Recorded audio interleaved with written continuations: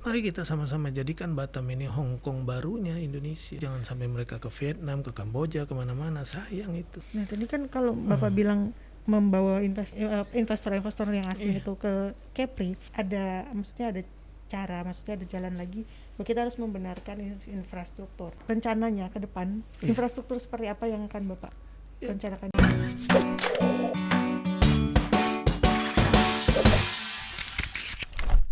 Semua infrastruktur untuk mendorong investasi mesti kita bangun. Apakah itu jalan, apakah itu dukungan memudahkan mereka untuk memperoleh material, dukungan aksesibilitas yang lain. Maka saya setiap rapat dengar pendapat dengan Menteri PU, saya dorong terus itu jembatan Batam Bintan itu.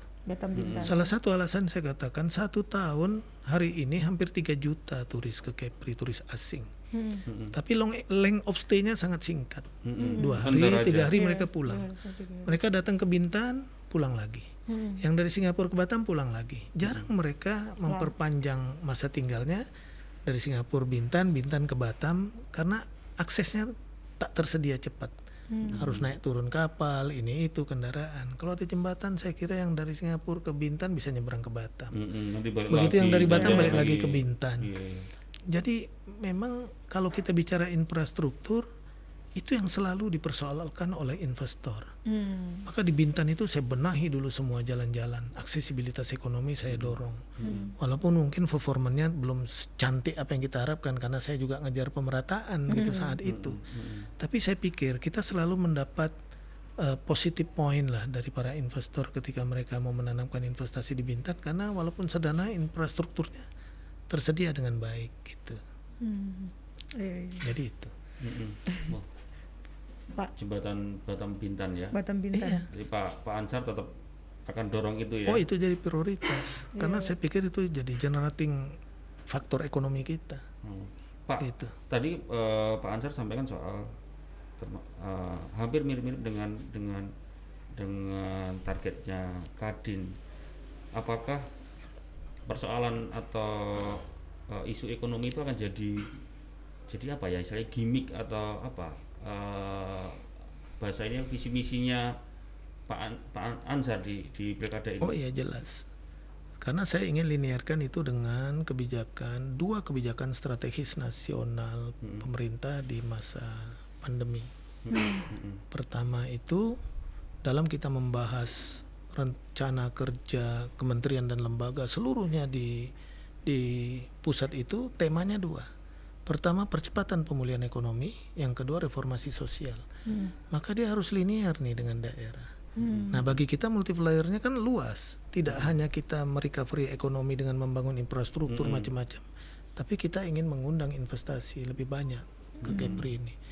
Karena hari ini handicap kita kan pengangguran pasti bertambah, daya beli masyarakat pasti menurun. Memang inflasi kita kecil sekali, tapi bukan karena keberhasilan kita mengendalikan harga, karena ketidakberdayaan masyarakat karena daya belinya rendah, gitu. Dan banyak hal. Jadi memang kepala daerah ke depan ini memang mesti kerja keras, nggak ada pilihan lain. Kita nggak punya waktu untuk main-main, mesti kerja. Kalau kita bicara recovery dan situasi seperti ini, gitu. Harus punya supir tadi Pak kalau mobil untuk mengendalikan. Iya, kita steering lah. Nanti kalau pilkada tolong cari kandidat yang mau kerja keras. Mau kerja keras. Ya, bukan keras-kerasan tapi keras-kerasan. Bukan keras-kerasan. Iya. Yang mau kerja keras. Udah ngasih kode. Enggak apa kan dilihat KPU enggak? Ini belum kampanye kan? Belum. Aman lah. Kita kan menyampaikan wawasan aja. Iya, kita juga pengen bener Pak, kita pengen dibukakan nih. Kita kan belum mungkin teman-teman dari Tribuners juga belum tahu sih Pak Ansar nih mungkin punya visi seperti apa, mungkin belum belum tersampaikan di momen ini, kita bisa share ke teman-teman. Terima kasih. Pak Ansar, Pak Ansar kan di DPR RI di Komisi 5. Komisi 5. Itu ngurusi transportasi juga Pak ya. Kalau kan masih sering ramai nih Pak, khususnya di Batam ya.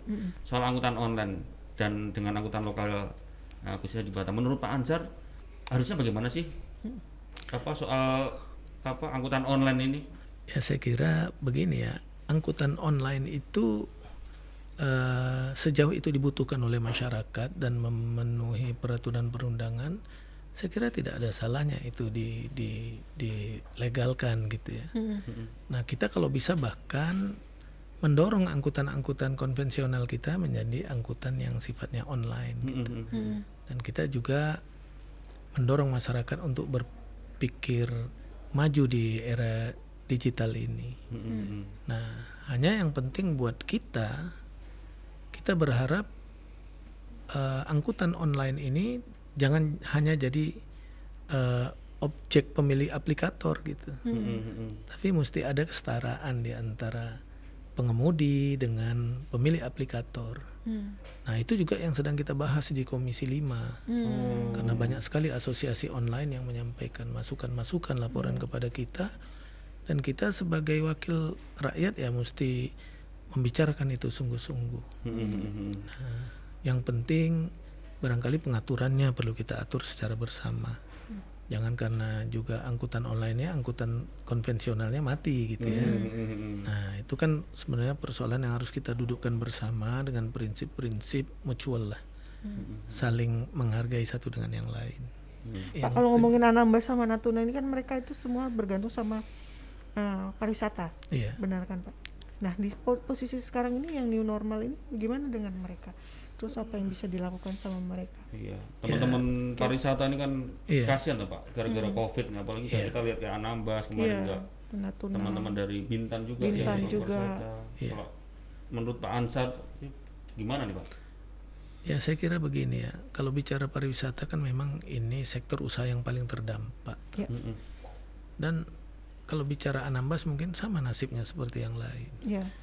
Nah, cara satu-satunya karena pemerintah sudah membuka tatanan kehidupan baru ini, new normal ini, kita mesti pastikan new normal ini membangun keyakinan orang bahwa datang ke Indonesia, ke objek-objek wisata kita aman.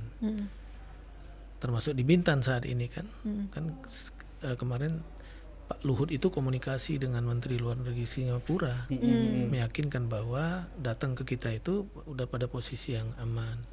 Kita udah siap, Nah, pada saat itu saya dengar jawaban pemerintah Singapura, mereka sedang akan rapat kabinet memutuskan itu. Ya, mudah-mudahan ini segera bisa terbuka. Tapi kunci keberhasilannya semua tentu ada di masyarakat kita. Sejauh kita bisa terus mensosialisasikan new normal ini dan masyarakat kita tetap patuh dengan protokol COVID kesehatan yang ada, mudah-mudahan ya daerah kita ini sudah zero gitu ya. Tidak ada lagi yang namanya OTG, tidak ada lagi yang namanya apa istilahnya lagi? PDP. Ya, mudah-mudahan semua tidak ada. Nah, kalau bicara Anambas kan memang sayangnya mereka baru mulai berkembang ini pariwisatanya. Ya, mereka mesti berani memberikan jaminan itu. Dan di sisi lain karena tamunya rata-rata orang asing, ya maka kita juga bisa memberikan jaminan ke negara mereka gitu. Terutama yang terdekat seperti Singapura. Supaya mereka ketika mencoba datang ke tempat kita aman, datang aman. Mudah-mudahan itu menjadi ya most by most promotion lah ya. Ucapan-ucapan yang baik di teman-teman mereka bisa datang lagi. Kalau Natuna sih ya pariwisatanya masih relatif berembrio lah gitu, belum terlalu berkembang gitu. Turis asing ke sana pun masih jarang. Walaupun tempatnya bagus, potensinya besar sekali. Makanya saya katakan tadi, mengembangkan pariwisata itu mesti dengan pola-pola khusus. Natuna, Anambas ke depan itu kalau perlu ditata ruang, diciptakan kawasan-kawasan ekonomi khusus di situ di bidang pariwisata. Daerahnya berani memberikan relaksasi. Umpamanya kalau ada orang bangun hotel bintang 4, bintang 5 itu ya kasih tax holiday 2 tahun, umpamanya tidak bayar pajak. Ya, pajak hotel restoran, IMB-nya kasih gratis, itu boleh. Itu disepakati dengan DPRD karena itu masih kewenangan daerah. Jangan kewenangan pusat yang kita potong seperti itu, nggak boleh. Nah, saya kira kalau sesuai dengan teori gula dan semut, di mana ada yang menarik orang biasa datang. Kita punya dubes kita di Singapura, di Malaysia, di mana aja kita bisa komunikasi. Kita bisa buat acara pertemuan investasi di Singapura. Dulu kita pernah buat namanya Splendors of Indonesia. Ada 200-an, udah waktu saya bupati dulu.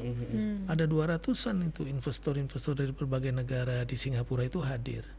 Kita bawa konsultan yang ahli mempromosikan itu, bawa notaris ke sana sehingga dibahas di sana tuntas. Nah, biasanya mereka datang itu. Broker-broker investasinya, investornya pada datang. Jadi memang itu sejauh keinginan kita gitu. Kalau birokrasi, pelayanan birokrasinya bagus, benar, one stop service-nya baik, kemudian ada relaksasi, saya kira itu bisa.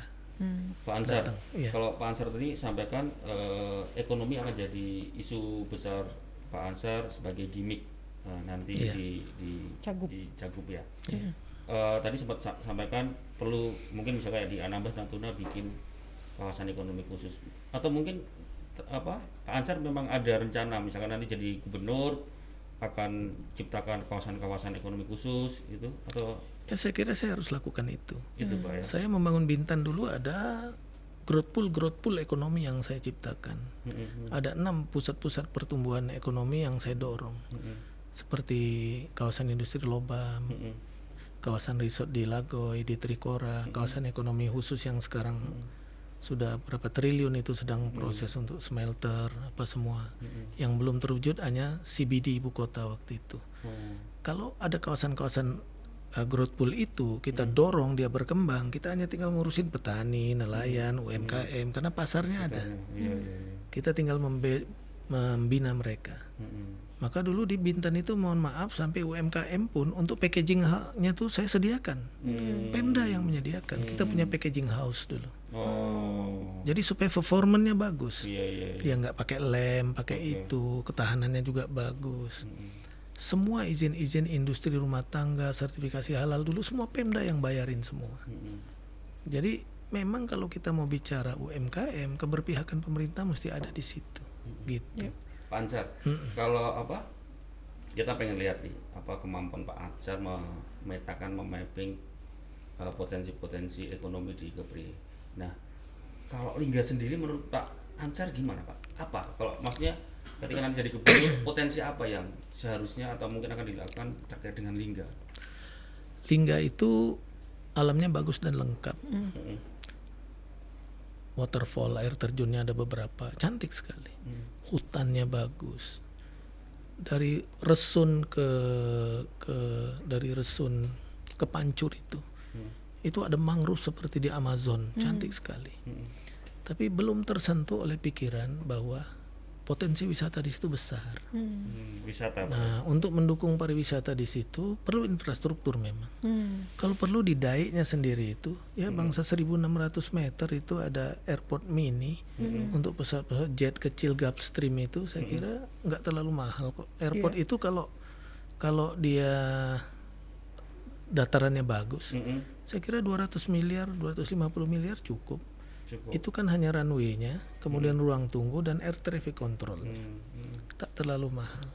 Tapi itu infrastruktur penting kalau kita mau mengundang. Kemudian wisata sejarahnya cukup. Saya punya konsep pariwisata terintegrasi lah ke depan. Bintan mungkin Batam entry point-nya. Tapi mereka bisa buat link wisatanya. Dari Bintan dia bisa nanti ke Anambas, bisa ke Lingga. Gitu ya, bahkan bisa ke Tambelan. Tambelan itu penduduknya kecamatannya 5.500. Saya paksakan dulu dapat bangun bandara dari pusat. Terbangun udah selesai. Karena di situ ada ring island gitu yang bisa dikembangkan. Lingga itu juga potensi peternakan bagus sekali. Staple food di situ bagus karena iklimnya. Kemudian untuk Singkep sendiri, ya saya kira potensi pengembangan perkebunan masih memungkinkan di sana.